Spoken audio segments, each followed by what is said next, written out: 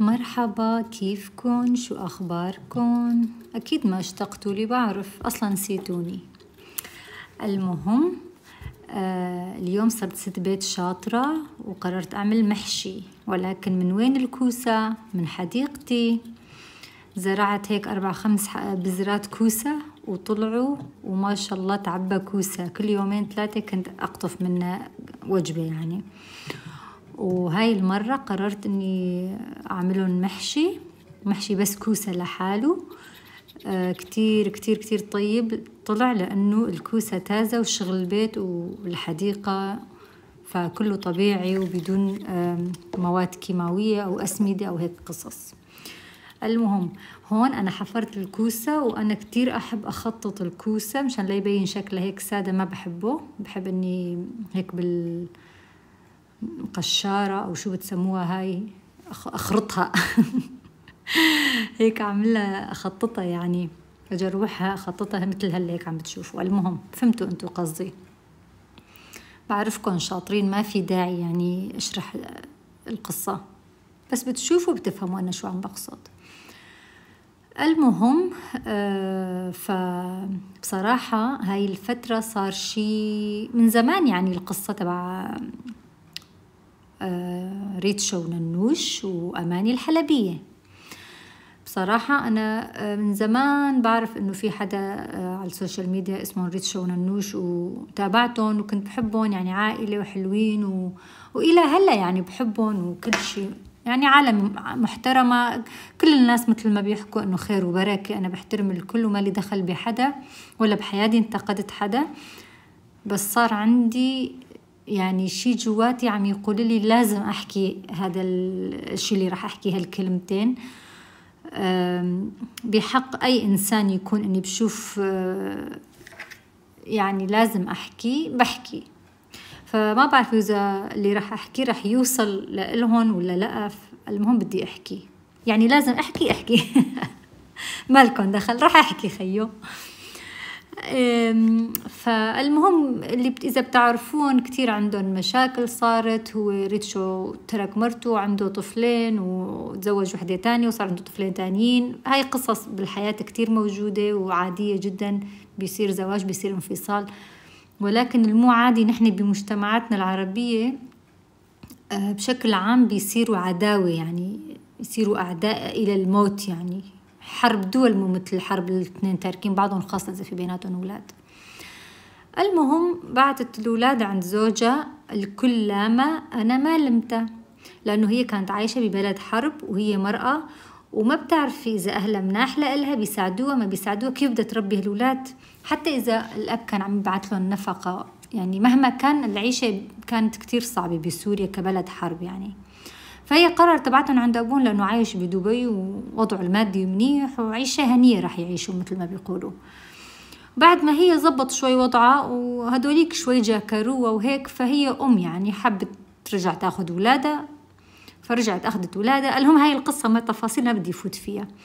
اللي بدي أحكيه واللي كتير يعني حابة إني أحكي، أحد الفيديوهات طلع ريتشو على السناب شات عم يحكي انه غلطة مراهق، انه انا كان عمري 19 سنة وتزوجت، كان غلطة مراهق وغلطة عمري، وعم بيحكي ويعني انه غلطان لدرجة الندم ما له حدود. هي اللي لفت نظري، اذا انت كان عمرك 19 سنة وغلطة مراهق، هي قديش كان عمرها؟ يعني هي شقد كان عمرها؟ هي اكيد مو اكبر منك، واكيد مو 19 سنة، اكيد اصغر منك بكتير. فهي كمان هي مو مراهقة، هي طفلة معناته لسه كانت. فإذا أنت غلطت ورحت صلحت، أنت يعني نحن بمجتمعاتنا الرجال خلص رحت تزوجت وعشت حياة حلوة وبلشت، بس هي نفسيا ومجتمعيا وكل شيء تدمرت. وهلا جاي أنت عم تنافس مرأة ضعيفة ما عندها شغل مثلا، ببلد فيها حرب، ببلد فيها يعني رجال ما فينه يعيش حاله وأولاده مثل العادة، وتاركة، وهي يعني عم بتقارن إن أولادك شلون عم بيعيشوا عندك وشلون بيعيشوا عندها. عم بتقارن حالك وحياتك وزوجتك فيها. ما في مقارنة، هي مرأة وحيدة بس انت رجال. يعني رجال بمجتمعنا طبعا ما بيتقارن مع المرأة. بغير مجتمعات ممكن نفس الحقوق عندهم أو نفس الإمكانيات المادية، كتير فيك تقارن بغير بلدان أو بأوروبا بشكل عام. ولكن ببلد عربي وبلد خاصة سوريا مثلا فيها حرب أو جديد طالعة من حرب، ما فيك تقارن. فأنا هذا الشيء كتير زعجني، وأتمنى أنه يعني يكفي أنه تضروا بعضكم، وخاصة هي كأم يعني يكفي تأذوها نفسيا. ومثل ما قلت أنا بحترم الكل وبحب الكل، وما عندي أي شيء تجاه أي يوتيوبرز أو أي حدا بشكل عام بالحياة حتى اليومية. أنا من النوع اللي ما لي دخل بحياة حدا.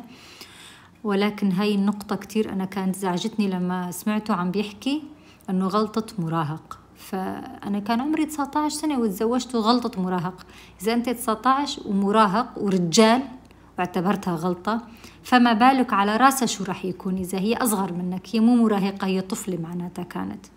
وهي كمان مثلا مثل ما أنت غلط، هي كمان كانت غلط الأهل. أنت وهي يعني وقعتوا بغلط الأهل ودفعتوا الثمن. ولكن أنت بعد ما وقفت على رجلك وشفت حياتك ما فيك تقارن حالك فيها ولا تلومه. والله يصلح الأحوال. أهم شيء الأطفال حاليا يكون وضعهم منيح ونفسيتهم منيحة، هاي أهم شيء، لأنه دائما الأطفال هنا يدفعوا الثمن بهيك قصص ومشاكل. بس والله هدول كانوا لازم أحكيهم وحكيتهم. ايه عملت لكم المحشي ولفيت ورق عنب طبعا، والمقطع الفيديو يلي عم الف فيه ورق العنب للأسف انحذف من عندي بالغلط، كتير انزعجت. بس ضل عندي حشوة زيادة من الكوسة، فقررت اني الف طنجرة ورق عنب كمان بالحشوة. نظفته جليته كنسته عزلت، وشوفوا الله كتير طيب طلع. طبعا أنا تقريبا يعني هاي أمي كانت حاطت لي إياه. يعني فيني أحكي لكم دائما، بس بكذب يعني إذا بقول لكم أحيانا يمكن لا. فدائما بعد الطبخ بمسح هدول اللي هون كلياتهم وبنظفهم، لأنه مشان لا يتراكم عليهم الدهن. شوفوا شلون مثلا مطرش من إيدي من الطنجرة، إلا بيطرش يعني. فهذا المطبخ كمان يمكن آخر فيديو تشوفوا هذا المطبخ، وإن شاء الله رح بلش أطبخ لكم طبخات طيبة بمطبخي الجديد. وعقبال كل واحد يا رب يصير عنده بيت ومطبخ وكل شي بيتمناه بهالحياة يا رب، كل إنسان يا رب. التوابل والطريقة والهاي كلها موجودة. التوابل اللي أنا بحطها دائما يعني نفس التوابل، مانا كتيرة. فلفل أسود وأحمر، نعناع و7 بهارات، دبس رمان، ليمون، توم، بقدونس، بندورة، زيت. هدول بحطهم بالحشوة. تقريبا نفس التوابل أنا بحطهم، بقلي حبتين توم وبحط نفس التوابل مع دبس بندورة ومي مغلية، بعمل مثل زوز وبحط فوقها. هذا المحشي تبعي. طبعا هاي طريقة، في كتير طرق. في طرق بلا مي بندورة كمان أو دبس مي بندورة. ايه والله. فانا هون كتير عندي شغله بتزعجني لما بطبخ ويطرش على الغاز والغاز يكون حار ويصير ينشف يعني حوالين الغاز. فانا بحاول انظفها، وحتى الطنجره مسحتها مشان لا ينشف عليها الوسخ. طبعا الغاز على اللمس لانه طفي، فراح ارجع شغله. وهلا بس نخلص الطبخه بفرجيكم شلون طلع الرز مفلفل. اي والله. هاي ورق العنب نسيت اني مو نسيت، انا عم يعني تصورت طريقة اللي عم بلفهم وكل شي، بس انحذف الفيديو. طبعا هاي حصة امي حطيت لها، هديك ما بعرف حصة مين، حصص. بس عن جد اطيب محشي كوسة بحياتي باكله، لانه الكوسة تازة كان ما شاء الله كتير طيب طلع. يسلموا ايديني والله لا يحرمني مني، وصحة وهنا على قلب كل مين أكل منها. واشتهيت يعني هيك كل حدا يشوف الفيديو إنه يقدر يذوقها. اي والله. ايه وهيك كان الفيديو، اتمنى يكون عجبكم. واذا حبيتوا هيك فيديوهات ونحكي قصص دائما نحكي على العالم اكتبوا لي بالتعليقات، حطوا لي لايك حلو مثلكم. صايرة ما عم بنزله كتير بالقناة، فانا كتير خايفة انه القناة ينزل شلون بدي احكي الاكتيفيتيات تبعها، النشاط تبع الصفحة ينزل، فراح يضر صفحتي يعني قناتي. فإذا بتحبوني بتحبوا فيديوهاتي حطوا لي لايك وتعليق هيك حلو مثلكم.